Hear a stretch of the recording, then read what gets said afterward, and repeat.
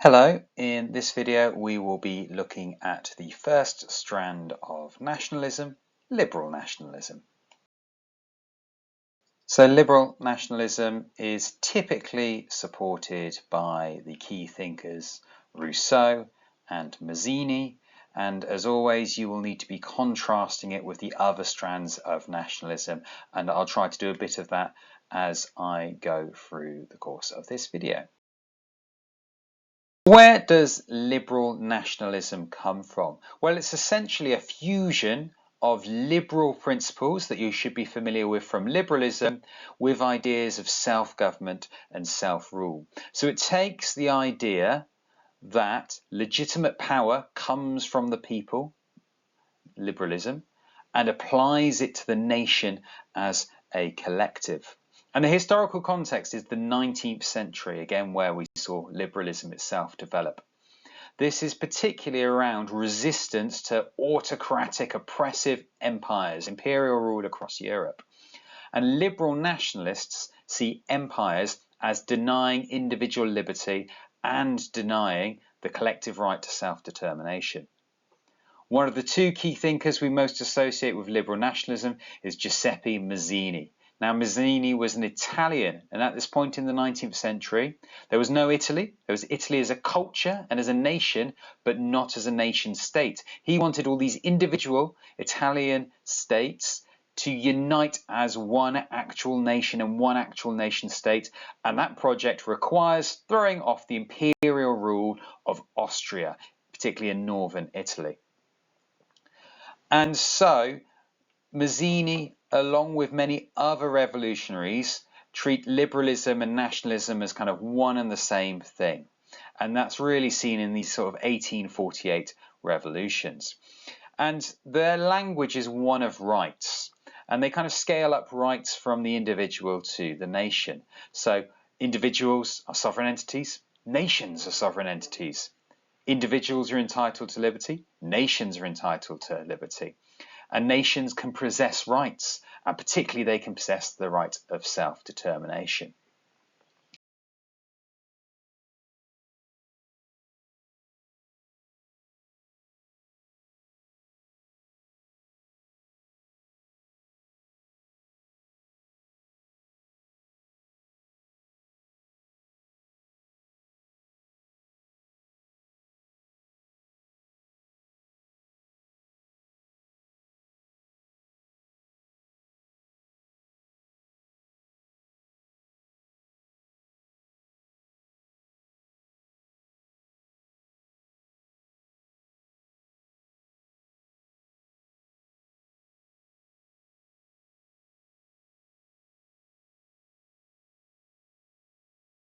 What then are some of the core and key beliefs of liberal nationalism?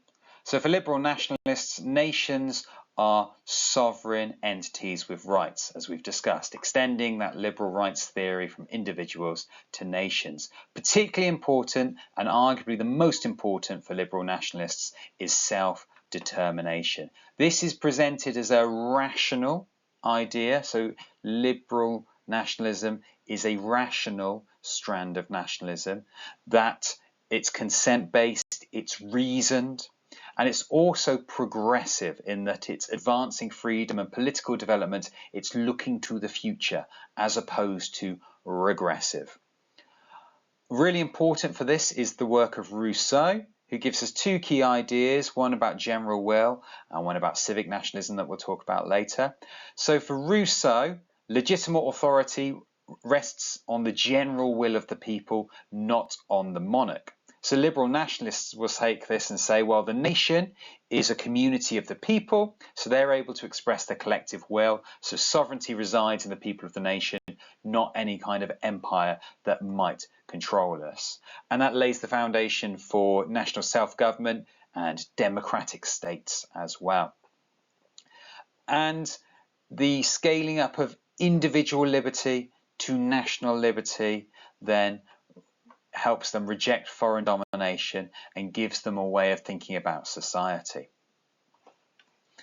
There's some obviously differences between conservative and expansionist and anti-post-colonial nationalism here. Just really quickly, conservative nationalism is less abstract about rights and consent. It's more rooted in tradition and social cohesion. Expansionist nationalism completely rejects universal self-determination and will assert hierarchy and domination, where liberal nationalism will look for more equality. And then anti and post-colonial nationalism does share this self-rule aim, but it will also emphasise historical injustice and cultural recovery, and is less reliant on some of Rousseau's ideas about the general rule. Historically then, and particularly in the 19th and early 20th centuries, liberal nationalism is seen as a liberating force.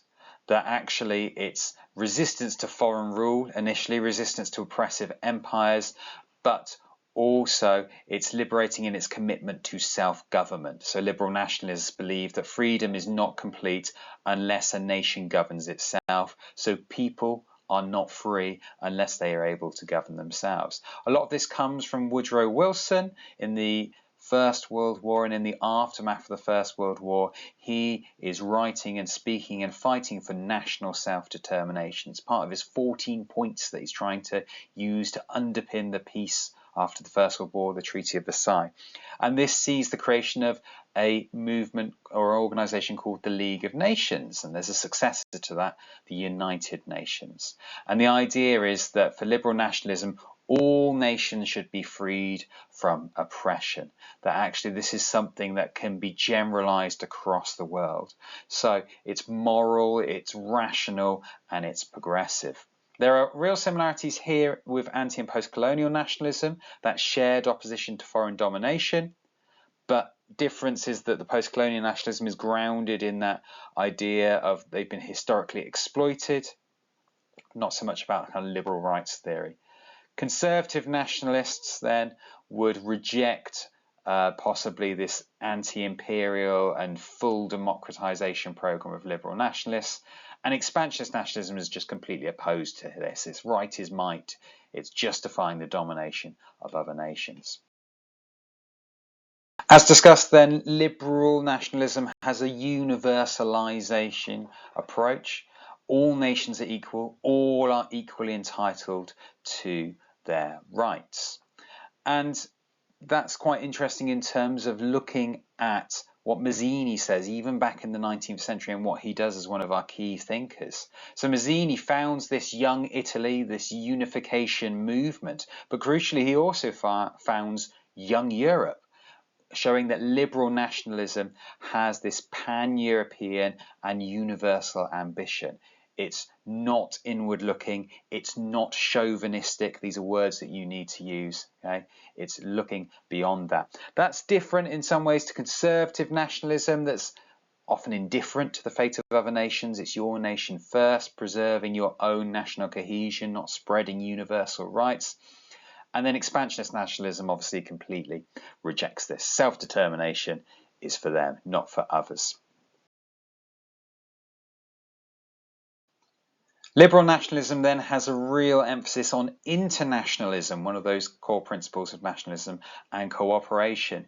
It strongly believes that nations can coexist peacefully and rationally, and that actually wars tend to be caused by autocratic empires and other strains of nationalism, not liberal nationalists. We wouldn't do that. Now, a lot of this rests and relates to Rousseau, one of your other key thinkers, and his ideas around the general will underpinning popular sovereignty.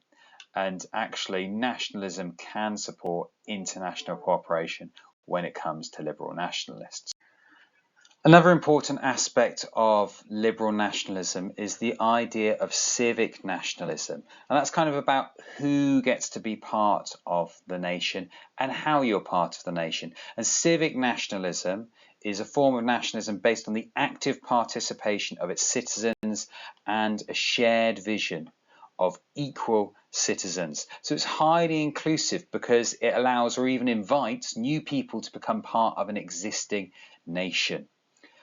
You are not required to be a particular race, but if you sign up to these values, if you sign up to democracy, for example, you can be part of the nation. There's a real emphasis on human rights and duties and rule of law. So it's inclusive, it's rational, it's quite progressive because it's quite forward-looking as well. And you see this typically in, say, a Western European country, Britain to an extent, actually, where actually the British identity and citizenship isn't based on where you were born necessarily or your colour of your skin, but actually have you signed up to the civic values. To conclude then, liberal nationalism has a primary focus on self-determination. They strongly believe in it, and they believe in it for all nations. It is also highly inclusive. We associate it with civic nationalism. The only requirement for membership of the nation is that you want to be part of it and you want to accept its values. It is also progressive in that it is forward-looking. It's looking to improve society. It's looking to increase rights and increase freedom. It is also multicultural as opposed to monocultural. It supports a diverse society and it values pluralism and tolerance. It would still be concerned about views that might challenge the overall values of society. So there are limits to it, but it is diverse, pluralist, and tolerant. It is also rational as opposed to irrational. What does that mean? It's based on rational principles like self-determination, based on ideas like liberal values. Thank you for watching.